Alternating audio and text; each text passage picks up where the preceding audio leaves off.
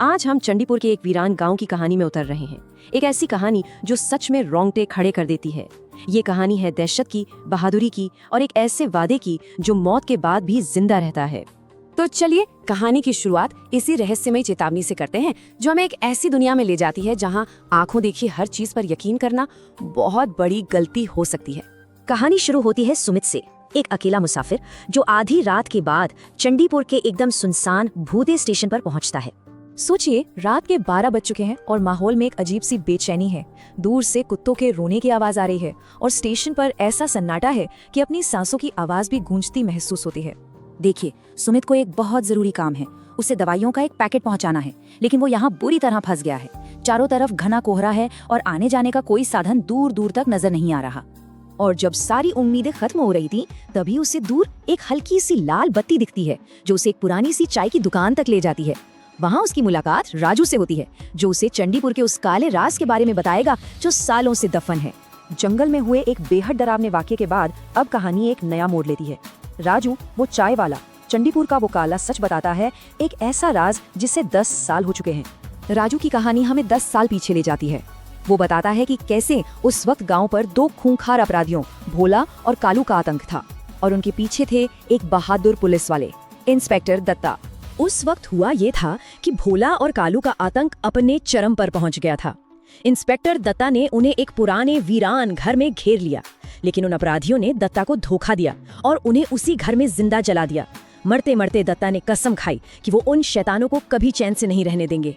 और फिर देखिए, कुछ ही दिनों बाद भोला और कालू भी उसी घर में एक रहस्यमयी आग में जलकर मर गए। अब यहाँ एक बहुत ही दिलचस्प बात है। भोला और कालू सिर्फ अपराधी नहीं थे, वो एक तरह से भूख का जीता जागता रूप थे।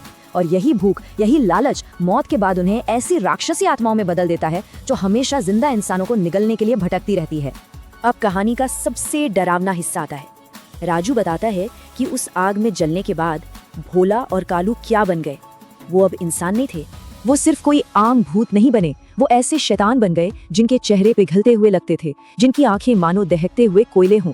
वो जमीन पर नहीं चलते थे, हवा में तैरते थे और अपने शिकार को भी हवा में उठा लेते थे। ये थे इंस्पेक्टर दत्ता के आखिरी शब्द, एक ऐसी कसम जो उन्होंने अपनी जलती हुई सांसों के साथ ली थी, एक वादा कि उनका फर्ज मौत के बाद भी खत्म नहीं होगा और वो इन शैतानों को कभी चैन से नहीं रहने देंगे। चलिए वापस आते हैं सुमित के पास। वो उस वीरान घर में फंसा है, हवा में लटका हुआ, और राक्षसी भोला कालू उसकी तरफ बढ़ रहे हैं। मौत उसे सामने दिख रही है। वो बस चीख सकता है, भगवान कोई तो मुझे बचाओ।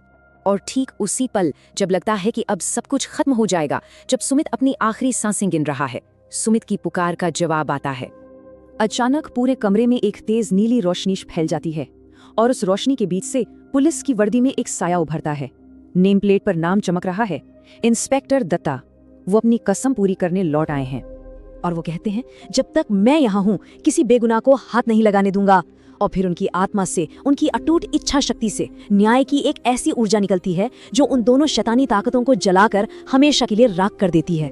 ये वो एक वादा था जो 10 साल बाद पूरा हुआ और वो एक जान थी जो बचा ली गई। इंस्पेक्टर दत्ता ने अपना फर्ज निभाया। सुमित को बचाने के बाद इंस्पेक्टर की आत्मा बहुत नरमी से कहती है, डरो मत बेटे, तुम अब महफूज हो, बस सो जाओ। और इसके बाद सुमित बेहोश हो जाता है और जब आंख खुलती है तो वो खुद को राजू की चाय की दुकान पर पाता है।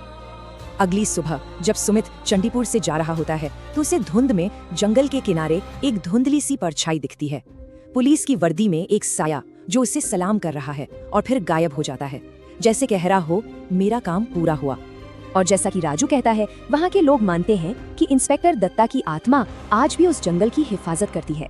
वो कोई भूत नहीं, वो खाकी वर्दी वाला फरिश्ता है जो हर मुसीबत में फंसे इंसान को बचाता है। तो ये कहानी हमें एक बहुत ही गहरे सवाल के साथ छोड़ जाती है। क्या सच्चा न्याय वाकई कभी मर सकता है, या फिर ये एक ऐसी ताकत है जिसे न जिंदगी की कोई सीमा रोक सकती है और न ही मौत का अंधेरा